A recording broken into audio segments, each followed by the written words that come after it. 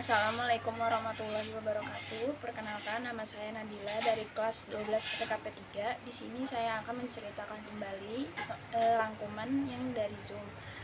Yang pertama, pentingnya memahami tata tertib guna membangun budaya kerja.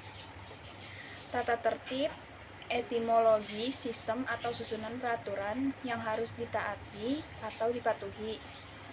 Amir Dayem Indrakusuma, sederetan peraturan yang harus ditaati dalam suatu situasi atau dalam tata kehidupan.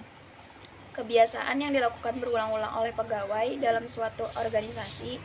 Pelanggaran terhadap kebiasaan ini memang tidak ada sanksi tegas, namun dari perilaku organisasi secara normal yang telah menyepakati bahwa kebiasaan tersebut merupakan kebiasaan yang harus ditaati dalam rangka pelaksanaan pekerjaan untuk mencapai tujuan. Itu masuk budaya kerja. Terima kasih. Selanjutnya, SMK Jakarta Timur, pengenalan seragam sekolah dan pengenalan guru dan karyawan. 1. Pengenalan seragam sekolah SMK Jakarta Timur 1. Seragam sekolah hari Senin, seragam putih-putih. Selasa, seragam kantor atau seragam praktik. Hari Rabu, seragam pramuka. Hari Kamis, seragam batik. Hari Jumat, seragam muslim atau non-muslim seragam putih abu-abu. Contoh baju praktik TKJ seperti ini. 2. Pengenalan guru dan karyawan SMK Jakarta Timur 1. Kepala Sekolah SMK Jakarta Timur 1, Dr. Handes Haji Hamzah Ikhwani MPD. Pembina Yayasan SMK Jakarta Timur 1, Dr. Haji Suryani MM. Wakabit Kurikulum SMK Jakarta Timur 1, Ermila Krisnianti MPD. Wakabit Kesiswaan SMK Jakarta Timur 1, Dr. Handes Haji Baikuni. Wakabit Sarana Prasarana SMK Jakarta Timur 1, Ahmad Sugeno SPD. Guru dan karyawan: Indah Sapitri SPD, Intan Syarifah Kurnia, Haji Ngatijem, Fatur Rahman Yuda Riyadi, Muhammad Andi. Terima kasih. Pedoman penyelenggaraan sertifikasi kompetensi pada SMK. Direktorat Pembinaan Sekolah Menengah Kejuruan, Direktorat Jenderal Pendidikan Dasar dan Menengah, Kementerian Pendidikan dan Kebudayaan, tahun 2017. Pelaksanaan sertifikasi kompetensi di SMK. Pengertian sertifikasi kompetensi adalah proses pemberian sertifikat kompetensi yang dilakukan secara sistematis dan objektif melalui uji kompetensi yang mengacu kepada standar kompetensi kerja nasional Indonesia, standar internasional dan atau standar khusus. Acuan sertifikasi kompetensi: 1. Standar kompetensi kerja nasional Indonesia atau SKKNI. 2. Standar kompetensi internasional. 3. Standar kompetensi khusus. 4. Standar kompetensi lulusan SMK. Model pelaksanaan sertifikasi kompetensi di SMK saat ini: 1. Mengacu pada kompetensi inti, kompetensi dasar, dan skema sertifikasi yang berlaku di SMK atau MAK. 2. Dilaksanakan berkaitan dengan pelaksanaan ujian sekolah untuk SMK 3 tahun atau SMK 4 tahun. 3. Menggunakan pola pelaksanaan sertifikasi kompetensi mandiri, bekerja sama dengan DU atau DI, pola LSP atau BNSP. 4. Menggunakan pedoman uji kompetensi keahlian UKK atau diatur oleh Dirjen Dikdasmen. 5. Dilaksanakan pada setiap akhir tahun pelajaran kelas 12. Model pelaksanaan sertifikasi kompetensi yang diharapkan: 1.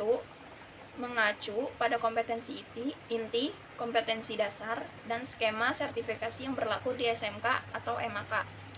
Pola pelaksanaan: A. Secara mandiri. B. Bekerja sama dengan DU atau DI. C. Pola LSP atau BNSP. D. Keahlian khusus. 4. Untuk SMK atau SMAK yang menggunakan pola LSP atau BNSP diasumsikan telah terlisensi dari BNSP. 5. Dilaksanakan sepanjang tahun berdasarkan capaian kompetensi tertentu. Tahapan penyelenggaraan sertifikasi kompetensi. A. Kepala SMK atau MAK sesuai kewenangannya membentuk panitia teknis uji kompetensi atau PTUK berisi fungsi-fungsi: 1. Pengarah, 2. Pelaksana, 3. Pendukung pelaksanaan. Klaster yang diujian pada saat uji sertifikasi kompetensi atau USK. Bidang keahlian akuntansi dan keuangan lembaga atau AKL. 1. Penyusunan laporan keuangan berbasis SAK etap. 2. Pengoperasian aplikasi komputer akuntansi. Klaster yang diujian pada saat ujian sertifikasi kompetensi atau USK. Bidang keahlian otomatisasi tata kelola perkantoran atau TKP, mengelola dokumen kantor, melakukan komunikasi di tempat kerja, memberikan layanan prima, menyusun agenda kerja dan agenda perjalanan dinas pimpinan, membantu pengelolaan kas kecil. Klaster yang diujian pada saat ujian sertifikasi kompetensi atau USK. Bidang keahlian bisnis daring dan pemasaran atau BDP. 1. Klaster operasional, pengelolaan produk dan jasa atau OPPJ. 2. Klaster pramuniaga. 3. Klaster kas register, dokumentasi pada saat uji sertifikasi kompetensi. Klaster kas register, dokumentasi pada saat uji sertifikasi kompetensi. Klaster OPJ, dokumentasi pada saat uji sertifikasi kompetensi. Klaster pramuniaga. Klaster yang diujian pada saat uji sertifikasi kompetensi atau USK, bidang keahlian teknik komputer dan jaringan atau TKJ. Terima kasih. Yang keempat, pedoman praktik kerja lapangan atau PKL. Direktorat Pembinaan Sekolah Menengah Kejuruan Direktorat Jenderal Pendidikan Dasar dan Menengah Kementerian Pendidikan Kebudayaan 2017. Rasional pembelajaran berbasis aktivitas yang interaktif, inspiratif, menyenangkan, menantang, dan memotivasi peserta didik sesuai tuntutan keterampilan berpikir kritis, penyelesaian masalah, kolaborasi, dan komunikasi. Proses pembelajaran di dunia kerja atau DUDI disebut dengan praktik kerja lapangan atau PKL untuk penerapan, pemantapan, dan peningkatan kompetensi. Pelaksanaan PKL melibatkan praktisi ahli yang berpengalaman di bidangnya melalui bimbingan praktik. Profil lulusan SMK: beriman, bertakwa, dan berbudi pekerti luhur. 2. Memiliki sikap mental yang kuat untuk mengembangkan diri secara berkelanjutan. 3. Menguasai ilmu pengetahuan teknologi dan seni serta memiliki keterampilan sesuai dengan kebutuhan pembangunan. 4. Memiliki kemampuan produk sesuai dengan bidang keahliannya, baik untuk bekerja pada pihak lain atau berwirausaha dan berkontribusi dalam pembangunan industri Indonesia yang kompetitif menghadapi pasar global. Pedoman PKL. Dasar hukum. 1. Undang-Undang Nomor 20 Tahun 2003 tentang Sistem Pendidikan Nasional. Nomor 2. PP Nomor 19 Tahun 2005 yang terakhir diubah dengan PP Nomor 13 Tahun 2015 tentang Standar Nasional Pendidikan. 3. PPRI Nomor 17 Tahun 2010 yang telah diubah dengan PPRI Nomor 66 Tahun 2010 tentang pengelolaan dan penyelenggaraan pendidikan. 4. PPRI Nomor 41 Tahun 2015 tentang pembangunan sumber daya industri. 5. Perpres Nomor 8 Tahun 2012 tentang Kerangka Kualifikasi Nasional Indonesia atau KKNI. 6. Inpres Nomor 9 Tahun 2016 tentang revitalisasi sekolah menengah kejuruan dalam rangka peningkatan kualitas atau daya saing sumber daya manusia. 7. Permen Perindustrian Nomor 3 atau In atau Per atau 1 2017 tentang pedoman pembinaan dan pengembangan sekolah menengah kejuruan berbasis kompetensi yang link and match dengan industri. 8. Permen Tenaga Kerja Nomor 36 Tahun 2016 tentang penyelenggaraan pemanggangan di dalam negeri. 9. Permen Pendidikan dan Kebudayaan Nomor Tahun 2017 tentang standar kompetensi lulusan pendidikan menengah kejuruan. 10. Permen Pendidikan dan Kebudayaan Nomor Tahun 2017 tentang standar isi pendidikan menengah kejuruan. 11. Nomor Tahun 2017 tentang standar proses pendidikan menengah kejuruan. 12. Tentang standar penilaian pendidikan menengah kejuruan. 13. Keputusan Dirjen Pendidikan Dasar dan Menengah Kemendikbud Nomor 4678 D atau KEP atau MK tahun 2016 tentang spektrum keahlian pendidikan menengah kejuruan. 14. Keputusan Dirjen Pendidikan Dasar dan Menengah Kemendikbud Nomor 130 D atau KEP atau KR 2017 tentang struktur kurikulum pendidikan menengah kejuruan. Tujuan PKL 1. Memberikan pengalaman kerja langsung atau real untuk menanamkan atau internalis iklim kerja positif yang berorientasi pada peduli mutu proses dan hasil kerja.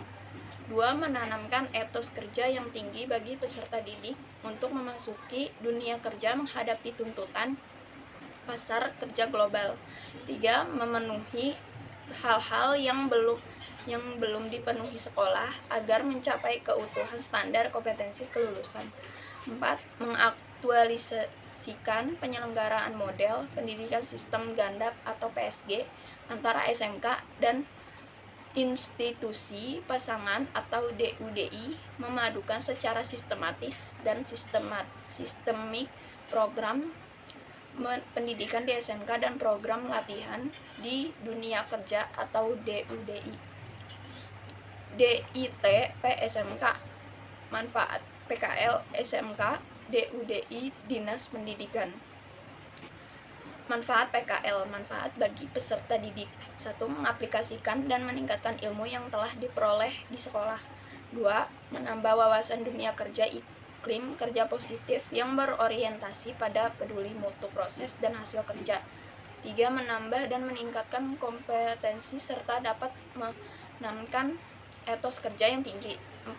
Memiliki kemampuan produktif sesuai dengan kompetensi keahlian yang dipelajari di tempat PKL. 5. Mengembangkan kemampuannya sesuai dengan bimbingan atau arahan pembimbing industri. Manfaat bagi sekolah. Terjalinnya hubungan kerjasama yang saling menguntungkan antara sekolah dengan dunia kerja atau perusahaan. 2. Meningkatkan kualitas lulusannya melalui pengalaman kerjasama PKL. 3. Mengembangkan program sekolah melalui sinkronisasi kurikulum, proses pembelajaran, teaching factory, dan pengembangan sarana dan prasarana praktik berdasarkan pengamatan di tempat PKL. 4. Meningkatkan kualitas lulusan. Fungsi PKL. Pemantapan pembelajaran di SMK belum memenuhi standar industri dilihat dari ketersediaan jenis dan situasi belajar dan situasi melayani konsumen secara langsung. 2. Realisasi pendidikan sistem ganda atau PSG. Aktualisasi PSG, SMK bermitra dengan DUDI, SMK yang melakukan Memorandum of Understanding atau MOU dengan DUDI dalam pelaksanaan pembelajaran. SMK Pika Semarang, SMK Negeri 1 Singosari Malang yang membuka kelas Astra, SMKN 3 Banduran Sidoarjo atau STM Perkapalan dengan PTAL, PTPAL Indonesia dan lain-lain. Pelaksanaan program PKL. Jurnal kegiatan PKL selama melakukan kegiatan pembelajaran di institusi, pasangan atau industri beserta pendidik Peserta didik wajib menyusun jurnal kegiatan PKL. Jurnal dibuat selengkap mungkin sesuai dengan topik-topik pembelajaran atau jenis pekerjaan dan tugas-tugas lain yang diberikan pembimbing industri. Terima kasih. Yang terakhir, pembelajaran daring dan pengenalan mata pelajaran yang ditempuh kelas 11 dan 12. Yang pertama, pembelajaran daring. Menurut Ali dalam Transnadewi dan Mulyani 2020, pembelajaran daring adalah penggunaan internet untuk melakukan akses materi belajar, untuk melakukan interaksi dengan materi, instruktur atau guru atau dosen, dan pembelajaran yang lain untuk mendapatkan dukungan selama proses pembelajaran yang bertujuan agar memperoleh pengetahuan, menciptakan pemahaman, dan untuk berkembang dari pengalaman belajar. Pembelajaran daring artinya adalah pembelajaran yang dilakukan secara online menggunakan aplikasi pembelajaran maupun jejaring sosial. Pembelajaran daring merupakan pembelajaran yang dilakukan tanpa melakukan tatap muka, tapi melalui platform yang telah tersedia. Diagram survei jenjang pendidikan. Diagram survei ketepatan metode pembelajaran daring. Analisis kelebihan dan kekurangan metode pembelajaran daring. 1. Kelebihannya ialah mudah mengetahui info dan mengakses materi atau bahan ajar yang diberi guru. Pengumpulan penguasaan yang simpel dan tenggat waktu yang sudah tertera, bisa dilakukan dimanapun dan kapanpun. Mengurangi pengeluaran, lebih praktis karena memakai aplikasi yang mudah digunakan, mudah dan menyampaikan pertanyaan, pendapat, dan lainnya selama pembelajaran. Pendidik dan peserta didik belajar menggunakan teknologi. Kemudahan pendidik dalam memberikan dan menyampaikan bahan ajar.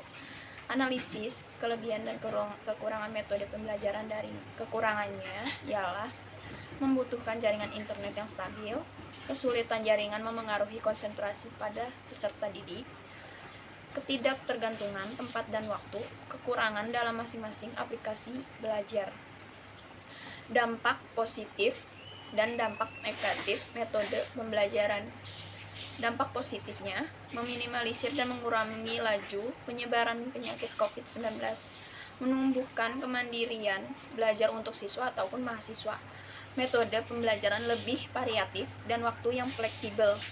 Mengenal teknologi atau platform pembelajaran daring, penjelasan dosen atau guru bisa direkam sehingga bisa diulang lagi nanti. Pelajar bisa mengembangkan bakatnya karena jam yang fleksibel, lebih sering berkumpul dengan keluarga atau quality time. Dampak positifnya, dampak negatifnya, kurangnya pemahaman materi yang disampaikan guru atau dosen, kurang fokus, pelajar merasa lelah secara fisik, penggunaan kuota yang boros, kurang semangat dalam belajar. Dampak negatif, banyak siswa yang mengalami kecemasan berlebihan atau stres, timbulnya rasa bosan karena hanya melakukan aktivitas belajar, penurunan motivasi belajar dan rasa malas dari para siswa, pengeluaran biaya lebih untuk membeli kuota, guru sulit mengontrol siswanya karena jarak, penilaian tugas kurang objektif dan siswa menganggap remeh tugas yang diberikan. Pengenalan mata pelajaran yang ditempuh. Untuk bidang studi keahlian bisnis manajemen, program keahlian akuntansi kelas 12, pendidikan agama dan budi pekerti, pendidikan Pancasila dan kewarganegaraan, bahasa Indonesia, matematika, dan bahasa Inggris. Muatan kompetensi keahlian, praktikum akuntansi perusahaan jasa, dagang dan manufaktur 3 jam, praktikum akuntansi lembaga atau instansi pemerintah 3 jam, akuntansi keuangan 4 jam, komputer akuntansi 3 jam, administrasi pajak 3 jam, produk kreatif dan kewirausahaan 2 jam. Muatan lokalnya ada English Communication 2 jam, praktik komprehensif kompetensi keahlian 4 jam, bahasa Jepang 2 jam.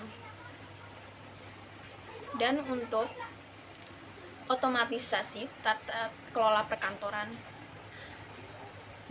muatan nasionalnya pendidikan agama budi pekerti 2 jam, pendidikan Pancasila dan kewarganegaraan 2 jam, bahasa Indonesia 2 jam, matematika 6 jam, bahasa Inggris 4 jam. Kompetensi keahliannya otomatisasi tata kelola kepegawaian 4 jam, otomatisasi tata kelola keuangan 4 jam, otomatisasi tata kelola sarana dan prasarana 4 jam, otomatisasi tata kelola humas dan keprotokolan 4 jam, produk kreatif dan kewirausahaan 2 jam. Muatan lokalnya English Communication 2 jam, praktik komprehensif kompetensi keahlian 4 jam, bahasa Jepang 2 jam. Kompetensi keahlian bisnis daring dan pemasaran, pendidikan agama dan budi pekerti 2 jam, pendidikan Pancasila dan kewarganegaraan 2 jam, bahasa Indonesia 2 jam, matematika 6 jam. Kompetensi keahlian penataan produk 4 jam, bisnis online 4 jam, pengelolaan bisnis retail 4 jam, administrasi transaksi 4 jam, produk kreatif dan kewirausahaan 2 jam. Muatan lokalnya English Communication 2 jam, praktik komprehensif kompetensi keahlian 4 jam, dan bahasa Jepang 2 jam. Kompetensi keahlian teknik komputer dan jaringan, pendidikan agama dan budi pekerti 2 jam, pendidikan Pancasila dan kewarganegaraan 2 jam, bahasa Indonesia 2 jam, matematika 4 jam, bahasa Inggris 4 jam. Kompetensi keahlian administrasi infrastruktur jaringan 6 jam, administrasi sistem jaringan 5 jam, teknologi layanan jaringan 6 jam, produk kreatif dan kewirausahaan 2 jam. Muatan lokalnya English Communication 2 jam, program Android 3 jam, bahasa Jepang 2 jam, robotik 2 jam, praktik komprehensif kompetensi keahlian 4 jam. Kriteria belajar minimum atau KBM, muatan nasional 75, muatan kewilayahan 75, muatan peniatan kejuruan 80. Terima kasih.